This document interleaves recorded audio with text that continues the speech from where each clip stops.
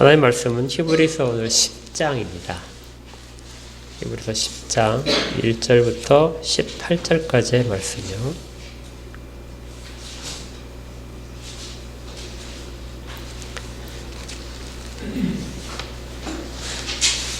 자, 신약성경 362쪽입니다. 다 찾으셨나요? 자, 좀 길으니까 한 절씩 교대로 읽겠습니다. 제가 1절을 먼저 읽겠습니다. 율법은 장차 올 좋은 일의 그림자일 뿐이요 참 형상이 아니므로 해마다 늘 드리는 같은 제사로는 나오는 자들을 언제나 온전하게 할 수 없느니라.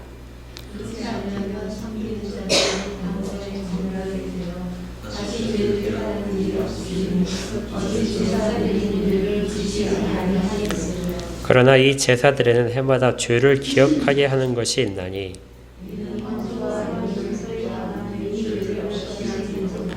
그러므로 주께서 세상에 임하실 때 이르시되 하나님이 제사와 예물을 원하지 아니하시고 오직 나를 위하여 한 몸을 예비하셨도다. 이에 내가 말하기를 하나님이여 보시옵소서 두루마리 책에 나를 가리켜 기록된 것과 같이 하나님의 뜻을 행하러 왔나이다 하셨느니라.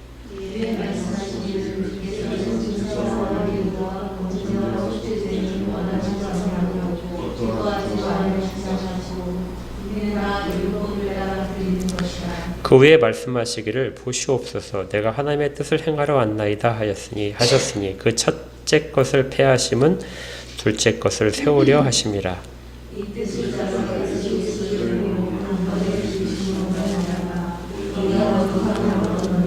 제사장마다 매일 서서 섬기며 자주 같은 제사를 드리되 이 제사는 언제나 죄를 없게 하지 못하거니와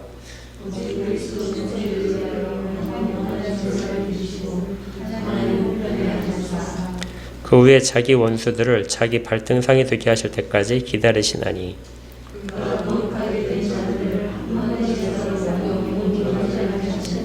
또한 성령이 우리에게 증언하시되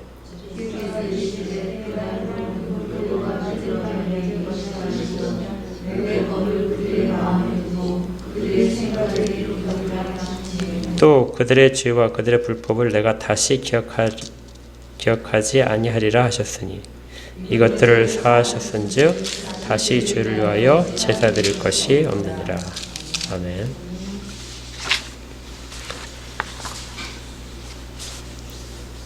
자, 지난주에 이어서 계속해서 율법과 제사에 관련된 부분들을 살펴볼 것입니다. 오늘은 이 히브리서에서 제일 강조하는 부분들이 오늘 여기 있는 10장에 등장하는 구절들인데요. 요절들이 두 군데 나오니까 오늘 말씀에 나오는 요절들 두 군데는 꼭 외우셨으면 좋겠어요. 미리 말씀드리면 제일 중요한 요절이 어디냐면 10장 14절입니다.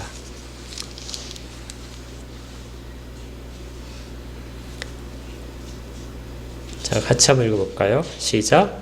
그가 거룩하게 된 자들을 한 번의 제사로 영원히 온전하게 하셨느니라. 그래서 오늘의 설교 제목도 영원히 온전하게 하시는 제사 이렇게 붙였습니다.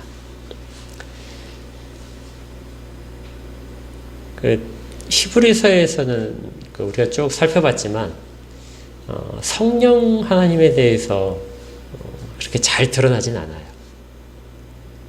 한번 기억을 한번 떠올려 보시죠. 히브리서 쭉 설교 들으면서 성령 하나님에 대해서 언급했던 구절들이 분명히 있었어요.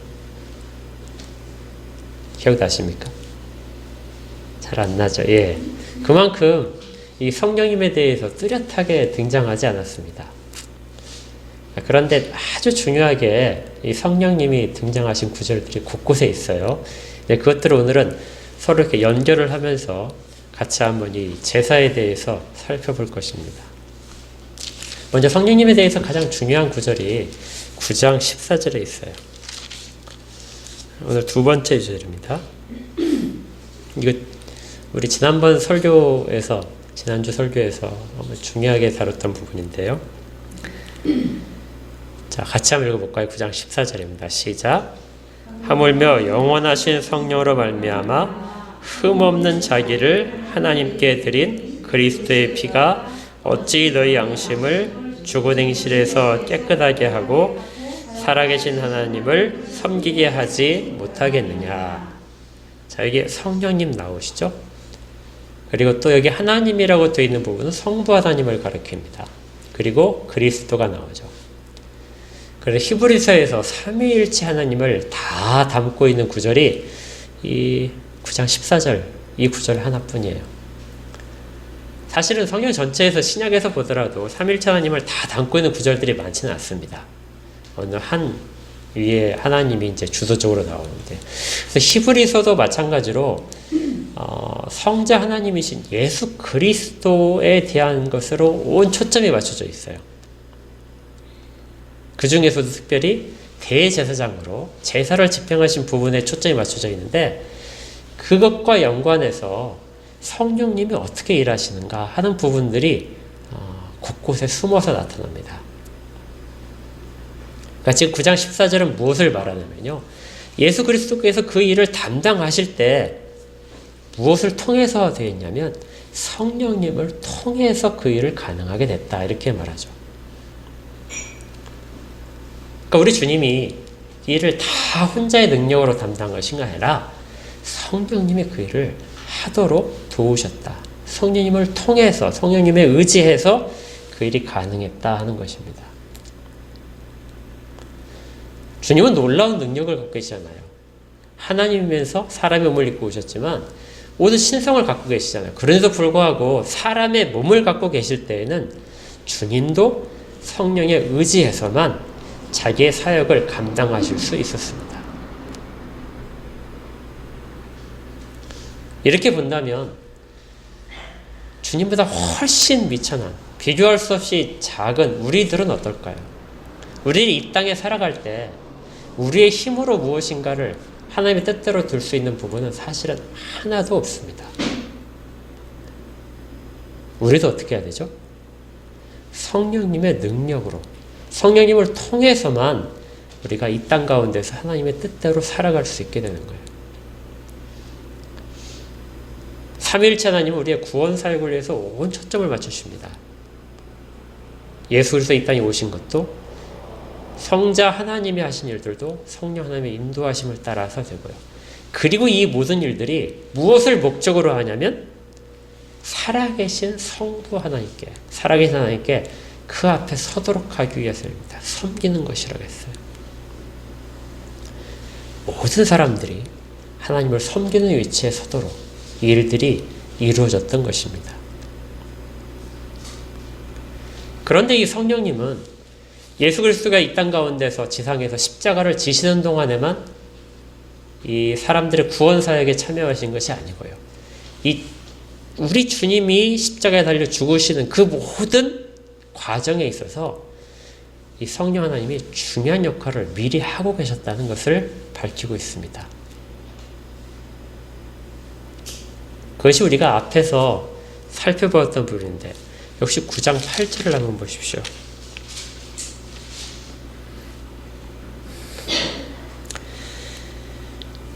9장 8절에 이렇게 되어 있어요. 성막과 그 안에 있는 구조물들을 다 보여준 다음에 8절에 성령이 이로써 보이신 것은 첫 장막이 서 있을 동안에는 성수에 들어가는 길이 아직 나타나지 아니했다는 것이다. 이스라엘 백성들에게 제사와 율법과 성막들은 그 모든 그들의 중심이라고 그랬죠. 그런데 그 모든 것들을 보면서 이스라엘 사람들이 무엇을 깨달아야 되느냐 하는 부분에 있어서 어떤 사람들은 우리는 정말 선택받은 백성이야 하고 자부심을 가졌을 수도 있고요. 어떤 사람들은 하나님께 매여있는 족쇄처럼 생각했을 수도 있습니다. 우리가 만약에 구약시대 백성이라고 한번 생각을 해보죠. 구약시대 백성이라면 우리가 죄를 지었습니다. 그리고 우리 죄를 씻기 위해서 속죄 제물을 가지고 가서 잡아야 되겠죠. 잡고 그 피를 뿌리고 우리의 죄를 속해야 됩니다. 자, 그러면 그렇게 속죄제를 다 지내고 난 다음에 우리가 이제 돌아올 때 우리 마음이 어떨까요?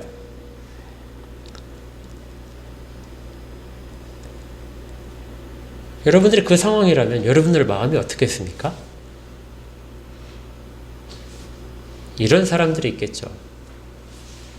늘상 하는 거. 계속 반복할 테니까 늘상 하는 거. 그러니까 지금도 하고 또 내가 죄를 지으면 또 와서 하고 늘상 그냥 반복적으로 하는 일상의 모습처럼. 사실 우리도 예배 순서에도 사실 그런 것들이 있는데요.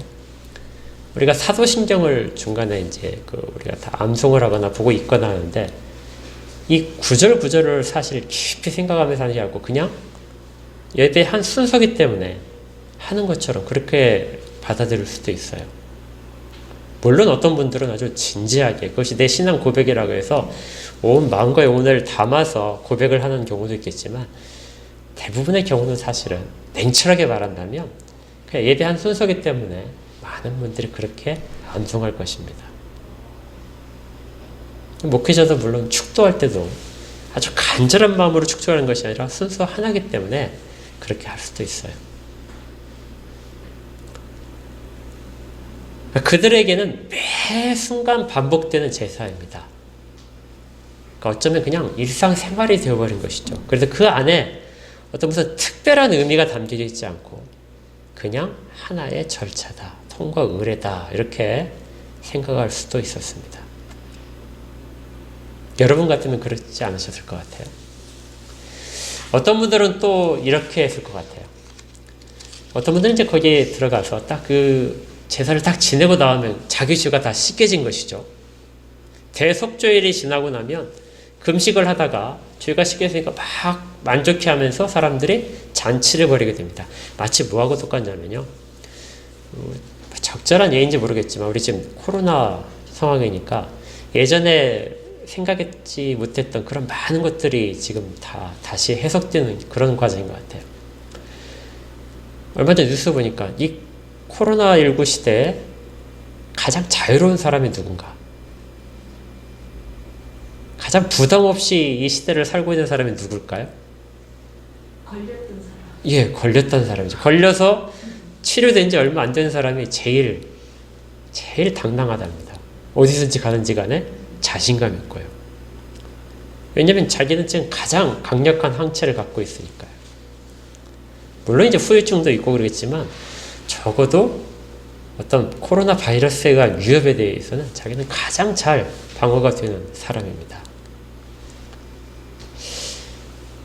그런 모습을 보면서 구약시대도 혹시 그런 사람이 있었을 것 같아요.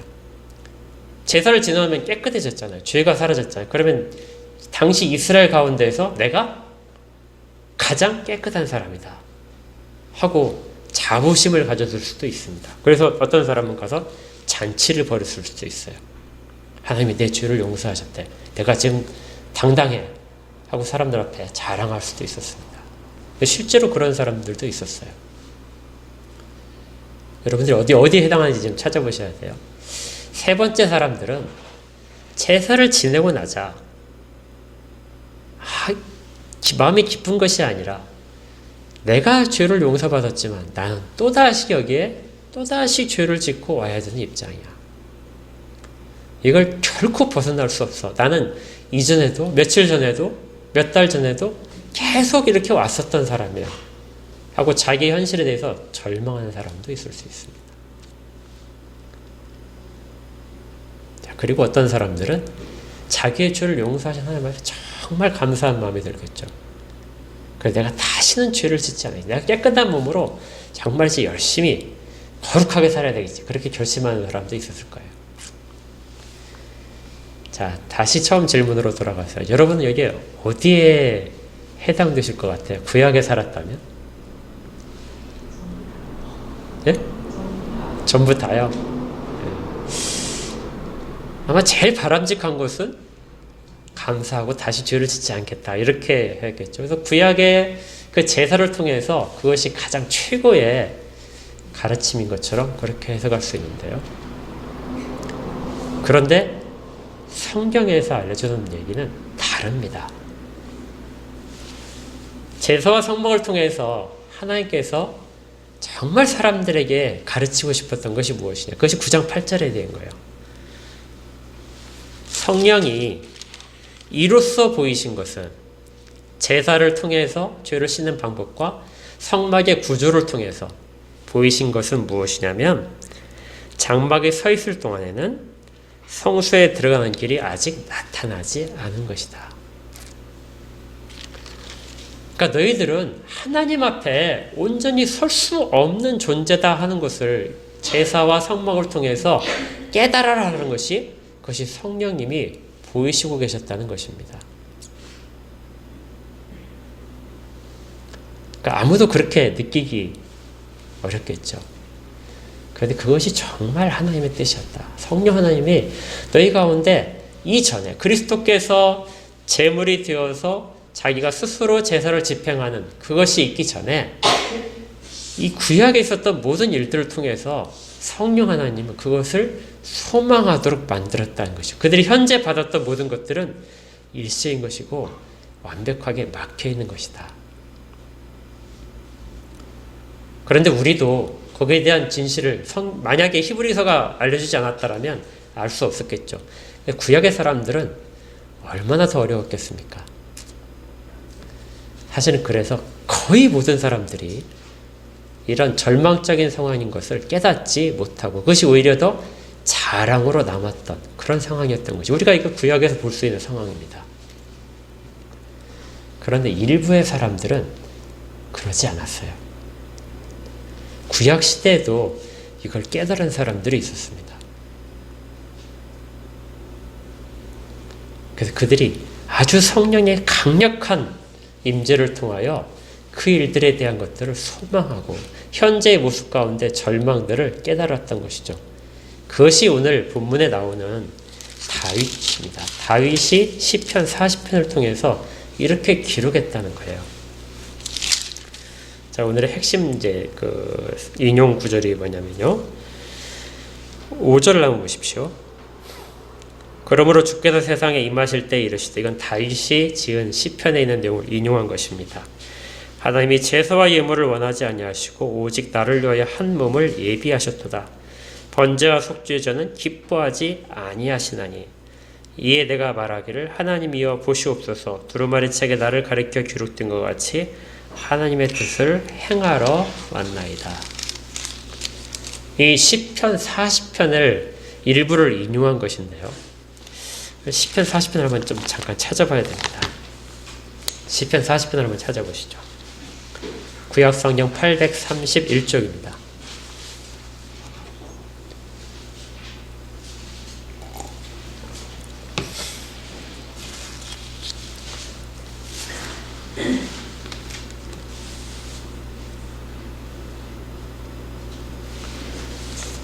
(831쪽에) 있는 시편 40편 6절과 7절 말씀이 그건데요. 같이 한번 읽어볼까요?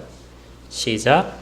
주께서 내 귀를 통하여 내게 들려주시기를 제사와 예물을 기뻐하지 아니하시며 번제와 속죄제를 요구하지 아니하신다 하신지라. 그때 내가 말하기를 내가 왔나이다. 나를 가리켜 기록한 것이 이 두루마리 책에 있나이다. 아멘. 시편 40편 다윗이 아주 어려운 순간에 적들 위협 속에서 힘들어할 때 그때 지은 시 중에 하나입니다. 그러니까 다윗이 하나님께서 나의 부르짖음에 귀를 기울여 주십시오 하고 아주 탄원을 하면서 자기가 하나님께서 얼마나 순종해 왔는가를 그렇게 노래를 하고 그 다음에 그것들을 기억하셔서 하나님이 나를 긍휼하게 구해서 이 어려운 가운데 구하시옵소서 하고 탄원했던 그런 시인데요. 이 중에 읽었던 6절과 7절 말씀이 아주 독특한 내용을 갖고 있습니다. 주께서 내 귀를 통하여 내게 들려주시기를 제사와 예물을 기뻐하지 않으신다고 내가 들었습니다. 다윗이 이 얘기를 어디서 들었을까요?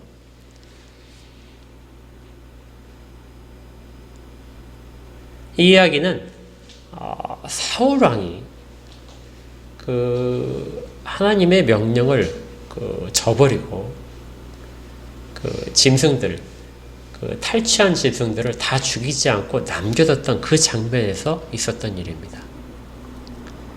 사무엘 선지자가 사무엘상 15장에서 그 지적했던 부분이에요. 하나님이 재물을 원하시지 않는다. 하나님이 원하시는 것은 제사가 아니라 순종이다. 여러분들 아주 잘 아시는 구절인데요. 사무엘상 15장 22절에 이렇게 되어 있습니다. 사무엘이 이르되 여호와께서 번제와 다른 제사를 그의 목소리를 청종하는 것을 좋아하신 같이 좋아하시겠나이까. 순종이 제사보다 낫고 듣는 것이 순양의 기름보다 낫습니다. 그러니까 제사나 번제가 아무리 많아도 그것들 하나님이 기뻐하시느냐 하고 물어본 거예요. 그러니까 이스라엘 백성들은 사울왕도 그렇습니다. 번제와 제사를 많이 드리면 하나님이 기뻐하시겠지. 그런데 하나님이 기뻐하시는 것은 그것이 아니다는 것이죠. 그것들을 하나님이 기뻐하셔서 그것들을 하라고 한 것이 아니라 마지못해 하신 것입니다. 하나님이 기뻐하시는 것은 순종하는 것이다. 하나님의 말씀을 듣는 것이다. 그 다윗이 지금 그렇게 이야기를 하는 거예요. 내가 그렇게 들어서 나의 모습을 살펴보니 나는 정말 하나님 앞에 그렇게 형식적으로 속죄제와 번제를 드리지 않습니다. 나는 하나님의 말씀을 청정해 왔습니다. 그런 내가 지금 여기 하나님 앞에 서 있으니 하나님의 뜻대로 나를 이루어 주시고 나를 구하시옵소서 하고 지금 탄원을 하는 거예요. 그런데 히브리서 기자는 신약에서는 이 다윗이 했던 이 탄원 속에 있는 이 내용이 사실은 성령의 가장 강력한 감동으로 메시아가 하실 내용에 대한 것을 담고 있었다 하고 지금 이야기를 하는 겁니다. 그러니까 다윗의 시편들은 사실은 자기 개인의 시로서 이렇게 많이 지어졌지만 사람들의 입을 통해서 노래되면서 그것이 메시아 시편으로서 사람들 가운데 메시아를 지칭하는 것으로 얘기됐다는 거예요. 성령님이 그렇게 사용을 하신 것입니다. 여기에 그래서 시편 40편에 있는 내용에 이런 부분이 있어요. 다시 보면 6절에 주께서 내 귀를 통하여 내게 들려주셨다. 이 구절은 번역본마다 조금씩 다릅니다. 70인역에 보게 되면 이것이 내 귀에가 아니라 내 몸에 들려주셨다 되어 있어요. 내 몸을 입히셨다 이렇게도 해석됩니다. 그래서 히브리서는 그걸 가지고 온 거예요. 하나님이 내 몸을 입히셨을 때 그때 하나님은 제사와 제물을 기뻐하지 아니하시며 번제와 속죄제를 요구하시 아닙니다. 그래서 내게 한 몸을 입히셨다.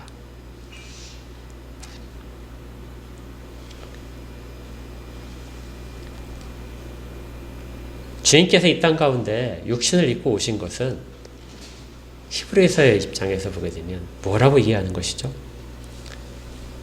육신을 입고 오신 것은 하나님이 이스라엘 백성들이 주 앞에서 하나님 앞에서 드렸던 모든 제사들을 기뻐하시지 않기 때문에 그것들이 궁극적으로 아무것도 해결해 줄 수 없기 때문에 하나님이 성자 하나님에 대해 육신을 입히셔서 제물로 이 땅에 보내셨다 하는 것입니다.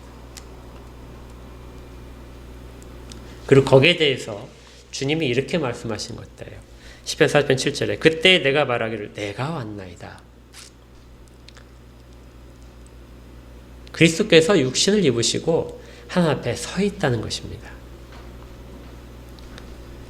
나를 가리켜 기록한 것이 이 두루마리 책에 있나이다. 그러니까 다윗의 시편에 어울리지 않은 딱 구절이에요. 다윗이 아무리 자기가 하나님 앞에 있더라도 이 두루마리 책에 나에 대한 것이 적혀 있습니다 하고 말할 근거는 없습니다. 그런데 메시아 시편이기 때문에 나에 대해서 내가 지금 육신을 입고 온 이 모든 일에 대해서 두루마리 책에 기록이 되어 있습니다. 그러니까 구약의 모든 것들은 사실은 창세기부터 시작해서 어디에나 예수 그리스도가 이 땅에 오실 것을 계속해서 기록하고 있었다는 것이죠. 성령님이 그것을 계속해서 보이셨고 성막을 통해서도 나타나셨고 음성으로서도 말씀을 하셨던 것입니다. 그래서 히브리서에서 지금 그 부분을 상기시켜 주는 거예요.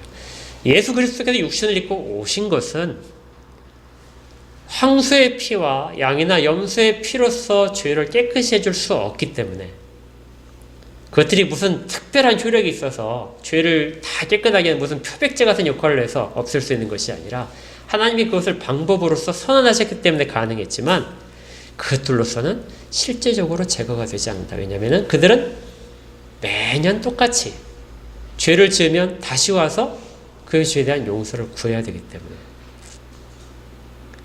그래서 하나님이 한 제물을 주셨는데 그것이 바로 이 성자 하나님께 육신을 입히셔서 이 땅 가운데 세우신 것이다. 이것이 그리스도가 자기 몸을 드리신 이유가 됩니다. 만약에 구약의 제사가 정말로 그렇게 유효했다면 제사를 지낸 사람들은 아까 제가 처음에 언급했듯이 제사를 지내고 나서 가장 거룩한 자로서 살아야 되고, 그러면 다시 죄를 지을 일이 없어야 될 것인데요. 그들은 계속해서 죄의 길에 빠져들어갔던 것을 보면서 그러한 일들로는 어느 누구도 하나님 앞에 바르게 설 수 있는 자가 없었다 하는 것이죠. 그래서 10장 1절을 한번 보십시오. 10장 1절 같이 한번 볼까요? 같이 읽겠습니다. 시작.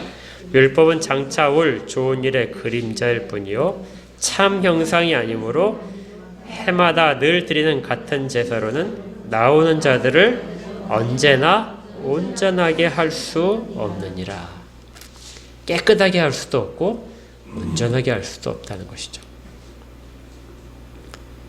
그런데 우리 주님께서, 그리스도께서 단 한 번의 제사를 드리심으로 인해서 이것과는 완전히 다른 제사를 드린 모든 자들, 그 제사에 참여한 자들이, 그리스도의 몸에 참여한 자들이 어떤 윤택을 받게 되냐면요, 거룩함을 얻게 됩니다. 10절입니다. 같이 읽을게요. 시작.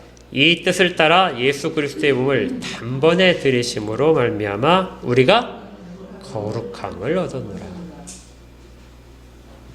어떻게 됐다고요? 거룩함을 얻었다. 우리가 그 제사에 참여하지 않았었는데, 우리는 지금 예수를 전혀 몰랐던 상태에 있었고 지금도 예수에 대해서 다 아는 것 같지 않은데, 그런데 그 제사에 우리를 참여시키셔서 우리를 어떻게 했다고요? 거룩하게 만들었다는 것입니다. 이 거룩하게 만들었다는 것은 앞으로 우리가 거룩해질 것을 말하는 것이 아니에요. 거룩하게 됐다는 것은 이미 그렇게 되어 있다는 것입니다. 누가 그렇게 하셨어요? 내가 지금 그렇게 만들어진 것이 아니라, 내 능력으로 그 거룩함을 뺏어낸 것이 아니라 하나님이 그렇게 하셨다는 것입니다. 그러니까 우리는 다 어떤 사람이에요? 지금 하나님 보시기에 거룩하다고 하시는 분이에요. 거룩하다고 하시는 사람들입니다. 내 모습이 지금 약하다. 물론 여기에는 전제 조건이 필요합니다. 누구에 대해서요? 그리스도 안에 있는 자들, 참신자들.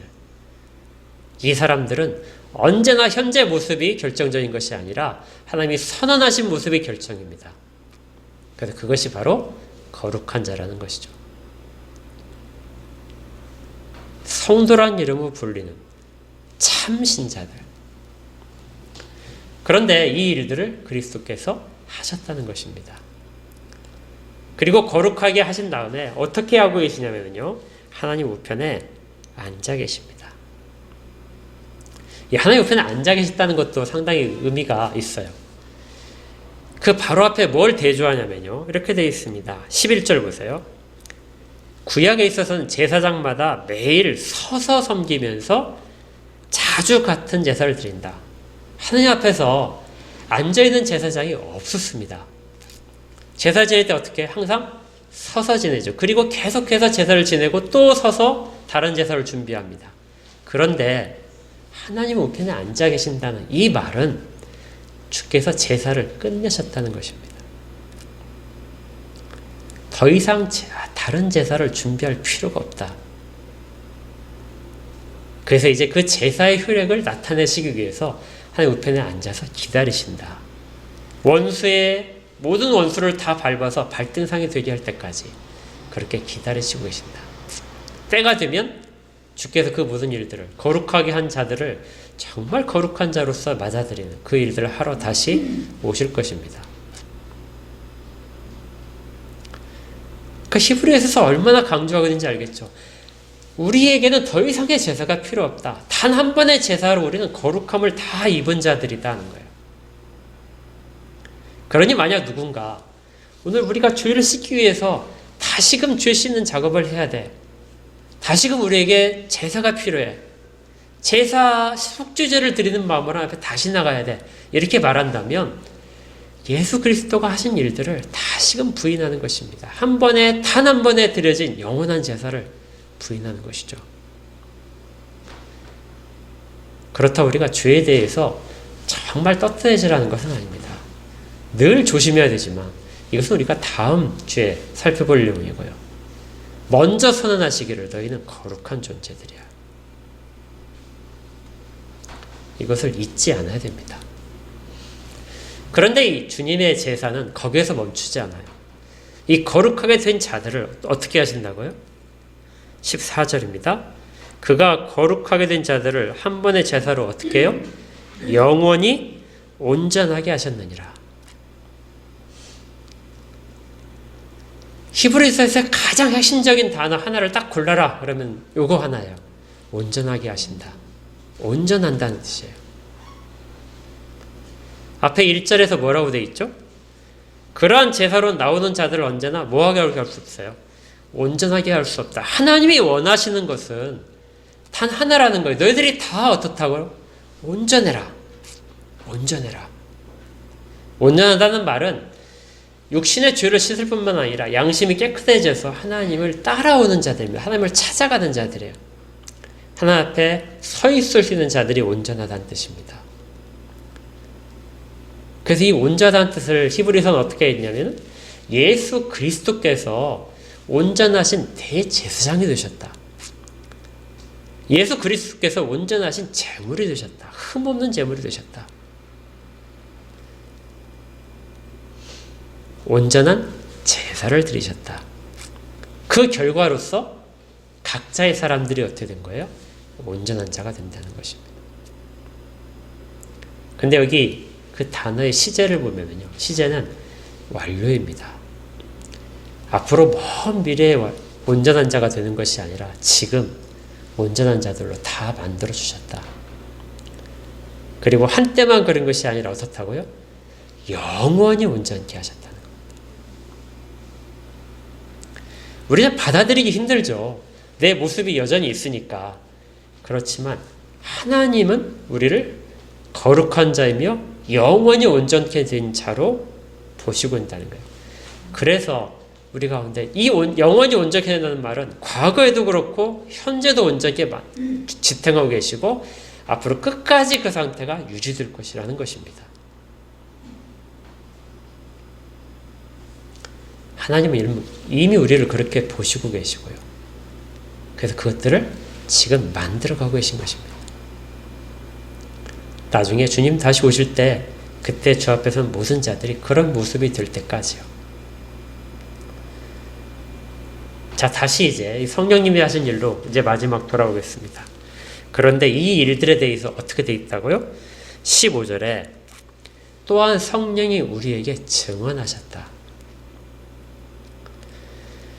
성령 그리스도의 사역을 도우시고 그렇게 능력을 주신 것뿐만 아니라 그리고 과거에는 그 모든 일들이 일어날 거에 대한 걸 소망하도록 만든 것이 아니라 실제로 그 일들이 일어나고 있음에 대해서 거듭거듭 증인으로서 증거하고 계신다.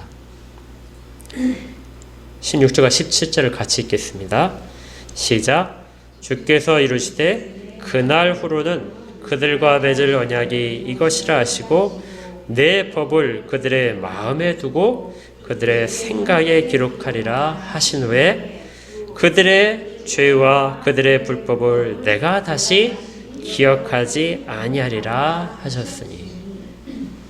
히브리서에서 여러 번 보셨던 구절이죠. 예레미야 31장에 있는 이 내용들을 다시금 반복해서 이것들이 바로 성령께서 일에 대해서 증인으로서 얘기하고 계시는 것이다. 이게 믿기지 않는 사람들에게 너희들 마음에 하나님이 법을 새기셨다. 너희들 생각에 하나님의 법을 기억해 하셨다. 그리고 선언하시기를 너희들이 지었던 죄, 너희들이 앞으로 지을 죄와 모든 불법들을 내가 어떻다고요? 기억하지 않겠다. 그 이유는 단 하나입니다. 예수 그리스도가 드리신 제사가 어떻기 때문에요? 온전하기 때문입니다. 그 어떤 것으로도 이것을 해칠 수 없습니다. 이것의 가치를 떨어뜨릴 수 없고요. 주님께서 하신 일들에 대해서 조금의 흠집도 낼 수 없습니다. 그래서 영원히 온전케 될 것입니다. 이 일이 우리 것이라는 거예요. 우리가 그 은혜를 입은 자들, 그리스도의 피 뿌리심이 우리 심령 가운데 뿌려졌다는 것을 믿는 것, 이것이 바로 가장 중요한 믿음입니다.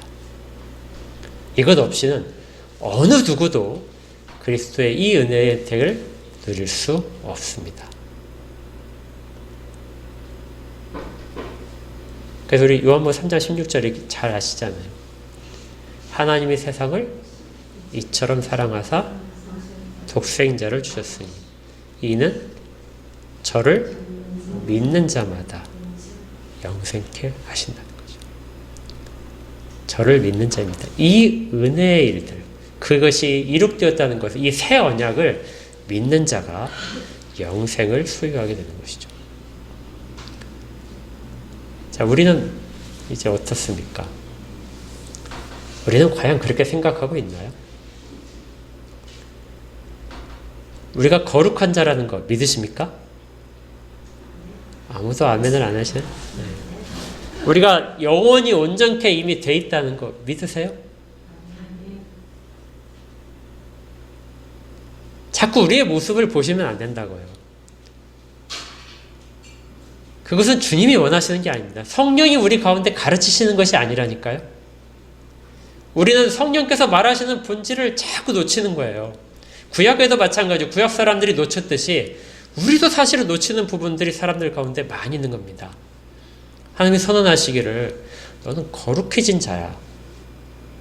너는 영원히 온전해진 자야.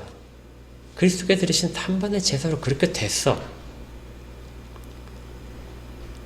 내가 너희에 있는 모든 것들의 부정한 것들을 내가 기억하지 않아.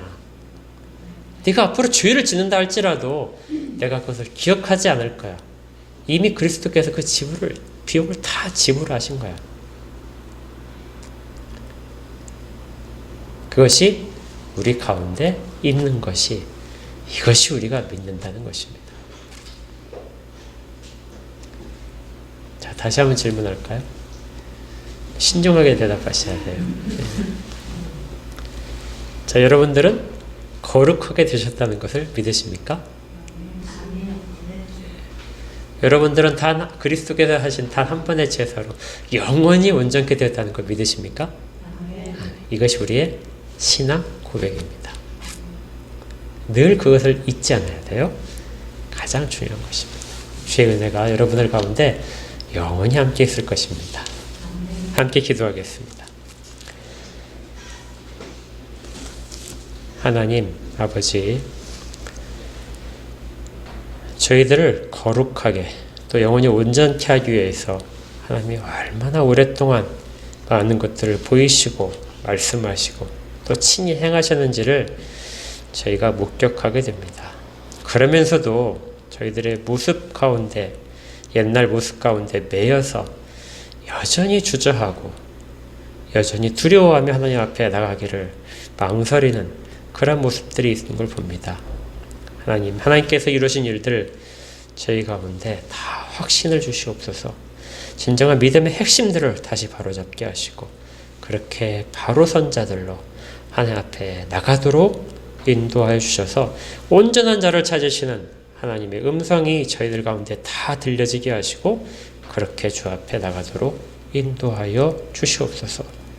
믿사옵고 예수 그리스도 이름으로 기도합니다. 아멘.